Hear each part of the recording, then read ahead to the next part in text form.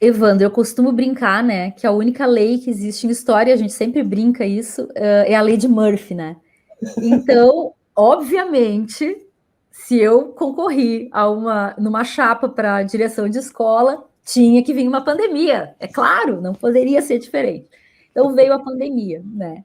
Então exercer um papel de liderança, um papel de, no meu caso, a vice-direção, né? Mas muito num diálogo muito tranquilo e um diálogo muito amoroso com a diretora e o nosso companheiro terceiro vice, segundo vice, né? Que nós somos 3 na direção. A minha escola tem mais de 1.300 alunos, então são 3 turnos de trabalho.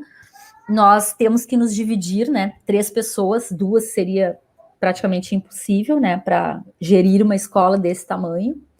Então nós temos assim um bom relacionamento e a gente divide muito as coisas.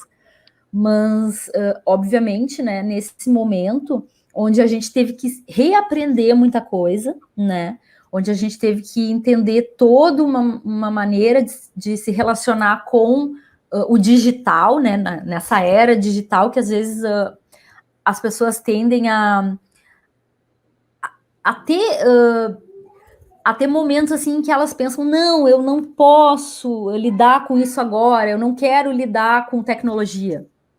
Muitas vezes a gente vê colegas que pensam assim, nesse momento a gente foi obrigado, né? A gente foi obrigado a lidar com isso, então foi uma maneira de aprender coisas novas, né? Tive que aprender coisas novas, todos tivemos, e mais do que isso, tive que ter, digamos, a tranquilidade para passar para os colegas, para que eles ficassem confiantes em aprender algo novo, né, também, porque o novo, ele assusta muito, né, ele assusta demais, então eu sempre costumo dizer, assim, que quando tem algo novo na tua frente, a primeira coisa que tu quer fazer é escapar, não, eu não quero isso, eu já sei desse jeito, então eu não vou mudar.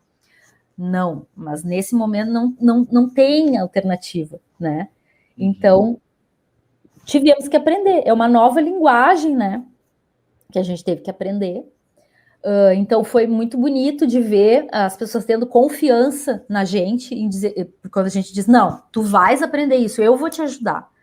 E daí a gente ajuda, enfim, as pessoas a lidar com algo tão difícil para muitos professores, mas principalmente para os professores que são mais velhos, enfim, e que têm resistências à tecnologia, né? Daí foi complicado.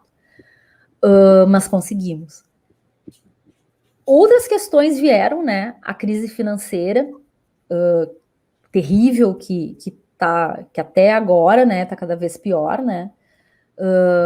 Essa crise financeira fez com que muitos dos nossos alunos e até colegas não tivessem como ter aparelhos tecnológicos adequados para conseguirem, enfim, acompanhar as aulas ou até dar aula, né?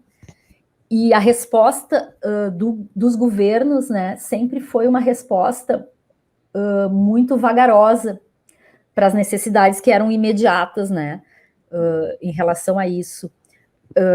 Por exemplo, os estudantes pouco conseguiram acessar, muitas vezes, e quanto mais humilde é a comunidade, mais periférica ela é, né?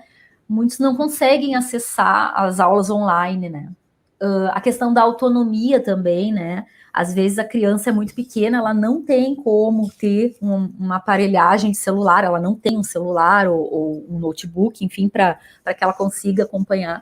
Então, isso tudo é complicado demais, né? Foi complicado e ainda está sendo complicado. Hoje, o nosso ensino, digamos assim, está 100% presencial, né? Mas não foi em todos os lugares que a gente conseguiu que o Google Sala de Aula ou outras ferramentas, né, outras plataformas educacionais continuassem sendo utilizadas, né? Em alguns espaços, sim, né? No ensino médio, por exemplo, né, onde eu sou professora, eu uso o Google Sala de Aula regularmente, toda semana. Os alunos sabem que eu coloco conteúdos ali complementares para eles saberem mais, enfim, né, sobre determinado assunto. Por vezes coloco algum tipo de avaliação, um Google formulário, né, enfim. Assim a gente vai fazendo, coloco documentários para eles assistirem, eles gostam muito. E é muito interessante, porque eles aprenderam, eles conseguiram aprender que nem tudo que eu não coloco em sala de aula, né, no quadro, e coloco lá no Google, aquilo tem que ser considerado também. E eu muitas vezes eu escrevo assim, ó, é só para vocês saberem mais, não vou cobrar isso aqui. E eles leem, né? Eles acham interessante, eles leem, eles até pedem. Agora, a questão da guerra na Ucrânia, por exemplo. Não, Sora, a gente quer entender a guerra na Ucrânia, o que a senhora pode nos dizer sobre isso e tal? Daí eu vou lá, coloco material, seleciono material para eles, coloco lá, eles leem e vêm com aquele material e querem discutir. Isso é interessante, assim. Mas essa autonomia no ensino fundamental ela é muito mais complicada, ainda mais quanto mais pobre é a comunidade, né? E quanto menos o poder público investe em conseguir fazer com que aquelas pessoas possam ter acesso a uma internet e coisas do tipo. Então foi muito difícil, né? A prefeitura de Porto Alegre, particularmente, ela pouco fez, né? Por essas pessoas, pouco fez. Então a gente se viu com material impresso, né? Entregando material impresso muito mais do que possibilitando que aquela criança tivesse acesso a isso que nós estamos fazendo agora, por exemplo, uma conversa, né?